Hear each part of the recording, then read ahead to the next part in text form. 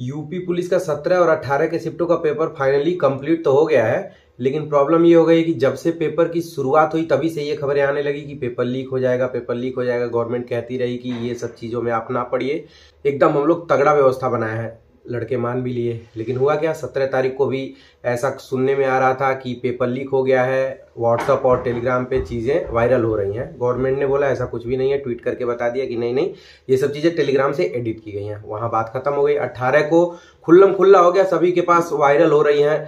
50-50 रुपए में टेलीग्राम पे बिक रहे हैं आंसर की। और बाद में पता चला जब पेपर होने के बाद कि हाँ ये तो कट टू कट मतलब 150 क्वेश्चन का आंसर लिखा था। उसके बाद फिर से ट्वीट आया कि नहीं नहीं, ये चीजें गलत तरीके से पेश की जा रही हैं। बच्चे, चूंकि ट्विटर पे भाई एक ही ऑप्शन होता है, धरना तो आप दे नहीं सकते, ट्विटर पे ट्वीट करने लगे यूपी पुलिस मतलब यूपीपी पेपर लीक।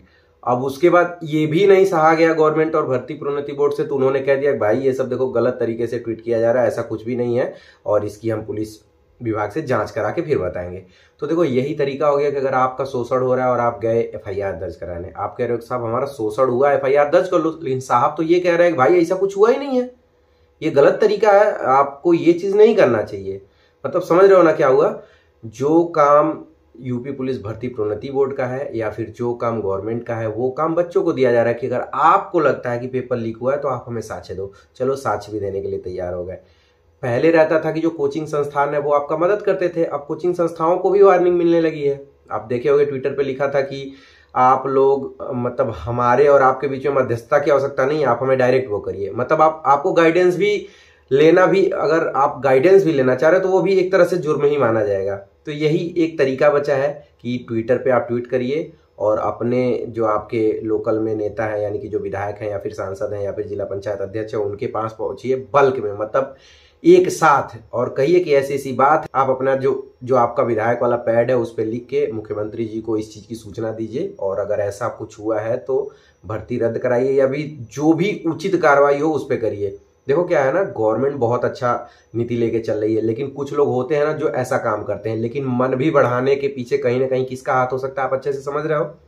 आप खुद देखो, ये स्क्रीन पे आपको दिख रहा होगा कि 2 हैशटैग ऐसे हैं। एक तो जो यूपीपी पेपर लीक 2.64 मिलियन, मतलब समझ रहे हो ना, 1 मिलियन में 10 लाख होते हैं, तो कुल मिला के कितना हो गया, लगभग 26 लाख लोग ट्वीट कर चुके हैं। इसका मतलब क्या समझ रहे हो, ये संख्या बढ़ती ही जा रही है। और ट्विटर पे ट्वीट करने का कुछ फायदा भी मिलता है या नहीं, तो देखो ट्विटर इंटरनेशनल व्यवस्था होती है ना, मतलब हर चीजें उस पे ऊपर तक पहुंचती हैं, तो कोई नहीं चाहेगा कि हमारे बारे में कुछ गलत ट्विटर पे ट्रेंड करे और उससे हमारा नाम खराब, जबकि आपको पता है यूपी की छवि कैसी पूरे भारत में है या फिर पूरे देश में है। तो गवर्नमेंट ये बिल्कुल नहीं चाहेगी कि उनका नाम खराब हो। अगर ऐसा कुछ भी हुआ है तो आप लोग भी इस जो दोनों हैशटैग दिख रहा होगा ट्विटर पे जाइए, उस पर ट्वीट करिए।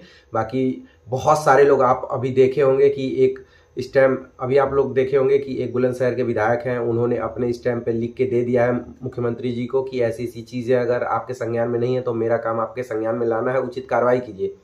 तो कुल मिला के ट्विटर पे तगड़ा बवाल काटे हुए हैं बच्चे भाई, और उनके पास कोई ऑप्शन नहीं है, ना धरना दे सकते हैं ना कुछ दे सकते हैं। तो बेस्ट तरीका यही है कि आप लोग भी अपनी आवाज उसी के माध्यम से उठाइए। बाकी कोचिंग भी अपने हद में रह के, अपने दायरे में रह के आपका सपोर्ट कर रहे हैं। अब आप ही लोग हो जो अपने आप को इस कंडीशन से उबार सकते हो। देखो कोचिंग संस्थाएं आपको रास्ता दिखा सकती हैं, क्योंकि उनके ऊपर भी तलवार लटक रही है, समझ रहे हो। यूट्यूब चैनल टर्मिनेट भी किया जा सकता है अगर बहुत ज्यादा वो हद से ज्यादा बोलेंगे। तो आपको ये चीज ध्यान रखना है कि आप के साथ दिक्कत हुई है, आपका शोषण हुआ है या फिर आपके साथ ये प्रॉब्लम क्रिएट की गई है, तो उसका सॉल्यूशन भी आपको ही निकालना है। तो ट्विटर पे जाइए, रिट्वीट करिए, क्योंकि आज या कल में कुछ ना कुछ तो होगा ही 100%। 41,520 की वैकेंसी में भी यही हुआ था। गवर्नमेंट लास्ट तक नहीं मानी, जब कोर्ट बच्चे गए तो लास्टली उनको कैंसिल करना पड़ा।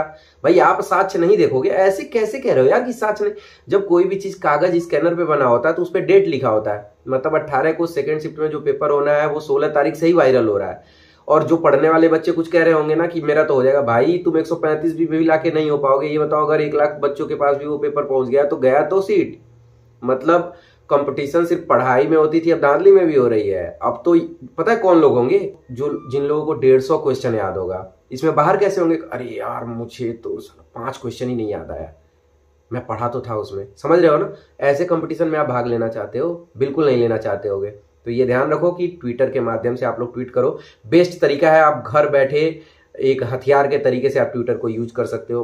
बाकी हर चीज़ें सुनी जाएंगी, थोड़ा समय देना पड़ेगा। और हाँ, पढ़ाई जरूर जारी रखना, क्योंकि इन सब चीज़ों में जब दोबारा पेपर होगा तो पढ़ाई बहुत इंपॉर्टेंट है। जो गलती की हो उन गलतियों से सीखने की ज़रूरत है। अब बहुत ज़्यादा एग्रेसिव नहीं होना, क्योंकि जो शारीरिक बल होता है हमेशा जो मानसिक बल है उसकी तुलना में कम पड़ जाता है। तो शरीर रूपी बल को आप लोगों को अपने दिमाग से हराना है, ठीक है। तो आपको इस तरीके का कोई भी अगर कहीं पे भी धरने टाइप का हो तो उसमें ना शामिल होने के बजाय आपको ट्विटर पे ये चीज़ करना है। बाकी अगर आपको भीड़ लगानी भी है तो आप अपने दोस्तों, अपने सभी साथियों के साथ, अपने विधायक जी, अपने सांसद जी के पास जाइए, उनसे बताइए सर ऐसी सी बात है, वो खुद लिख के भेजेंगे। भाई जनप्रतिनिधि का काम क्या होता है, तो यही सब होता है। बाकी उम्मीद करिए सब कुछ अच्छा होगा यार। पेपर लीक हुआ है तो कैंसिल होगा, इसकी मैं गारंटी लेता हूँ, ठीक है। लीक हुआ है तो कैंसिल होगा, क्योंकि रास्ते बहुत होते हैं ना कि अगर गवर्नमेंट ऐसे नहीं मानती तो भाई कोर्ट जिंदाबाद है ना, सबके ऊपर कोई ना कोई बैठा होता है।